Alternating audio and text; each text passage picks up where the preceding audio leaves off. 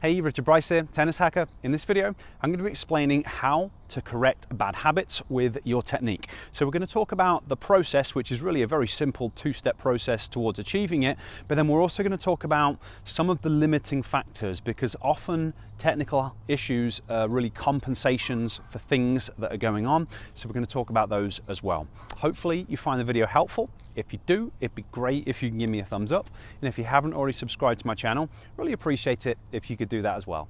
So step one, when it comes to correcting bad habits with tennis technique, is to decide what you're going to work on. And that might sound obvious, but this is where it goes wrong for a lot of people, because many players and often coaches try and correct a habit that is actually a compensation for something else. And if there's an underlying cause of your bad habit that happens earlier on in the stroke, you are never going to fix that bad habit. So an example that is very common is people want to hit through the ball more because maybe they pull off their shot, they feel like they're snatching at it rather than hitting through and extending and getting a nice clean contact. Well, not hitting through the ball is generally a compensation for poor timing.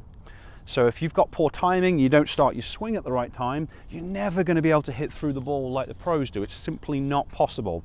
So trying to break the habit, and every time the ball comes, you're trying to hit through it and you're trying to hit through it, it's not going to work.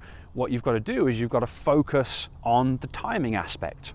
And another area where this goes wrong is with preparation. So many of the problems that players face in terms of their technique is they're not prepared or set up in the right position. So again, maybe you want to think about hitting through the ball or hitting out to the ball. Well, if when you set up too close to the ball, you don't have enough space between you and the ball, it's then going to be impossible to correct that problem. So you want to think about tennis strokes as sequences of events. You start with your split step, you've got to read what the ball's going. Once you know where the ball's going, you can initiate your unit turn. You can then use your footwork and your movement to the ball. Then you've got to set up in the right position. So when you think about correcting bad habits, you want to think about the first thing that's going wrong within your stroke and then focus on correcting that. And then once you've fixed that problem, then you focus on correcting the next bad habit and then the next bad habit. And by working through things like that, that's the real way that you'll be able to address things, because if there's an underlying problem that's causing something, you've got to address that underlying problem first. So that's step one, choosing the correct habit to break. Once you've chosen the correct thing to work on, the next step is going to be to achieve enough repetitions to make the new skill that you're working on a habit. Because when you first start making technical adjustments, it takes a lot of energy and a lot of focus. You're in the cognitive stage of learning. You then have to do it over and over and over again until your brain has done it maybe a couple of thousand times, and that is going to turn it into a new habit. And it's only once you've done it that many times that it's going to be a new habit that will actually stick when you start to go into competitive play. So the way you do the repetitions is going to be important as well. You generally have to start off a little bit more simply and then make it more and more challenging, achieving enough repetitions at each level of difficulty.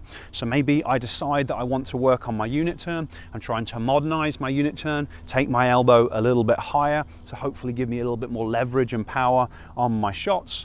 So potentially I'm going to start with some drop feeds. So I might just take a basket myself, just doing drop feeds over and over again. And each time I do that drop feed, I'm thinking about that elbow position and just going from there.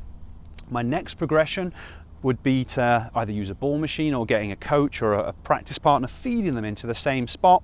So then I focus on my elbow. It's more difficult. The visual prediction is a little bit trickier. So I'm focusing on this elbow and I do enough repetitions like that. And then from there, going into maybe a cross-court rally, I still know roughly where the ball is going and I'm just focusing on the elbow position. And then from there, going into some kind of limited points and then eventually going into matches. But you have to go through enough repetitions at the right level of difficulty to turn the new thing into a habit. And once it's become a habit, then it's going to stick in matches. If you go into a match in a competitive situation too soon within this learning cycle, you're going to revert to your old habits. That's just the way things work. So that's the two-step process for fixing bad habits. Choose the right thing and then go through enough repetitions to automate things. So now that you understand the two-step process for correcting bad habits, we need to talk about something really important, and that is that a lot of the things that you're struggling with technically are actually compensations for physical limitations. So earlier on I talked about a technical compensation, so you might not be able to hit through the ball because your timing's off and you're hitting the ball late. Well, a lot of people aren't able to time the ball well as a compensation for some type of visual issue, because in order to have good timing, you need to be able to predict how fast the ball is traveling, how far the ball is away, so that you can start your swing at the right time. If you're not able to do that part, you start your swing too late, your timing's going to be off. So if you've got some kind of physical limitation that's preventing you from doing something in a certain way, your body is going to compensate for it. So it's very possible that your lack of ability to hit through the ball is a compensation for a visual system that's not able to judge distance and depth sufficiently well. And this is the big reason why it's so hard for most players to break bad habits, even if they get a coach, even if they approach things from a technically perfect standpoint, working on the first things first. If your body isn't capable of doing something, you need to address that underlying physical limitation to then allow you to play at a higher level. And the way that you want to think about it is, you've got a goal to get to a certain level. At the moment, you've got a current skill and physical ability level.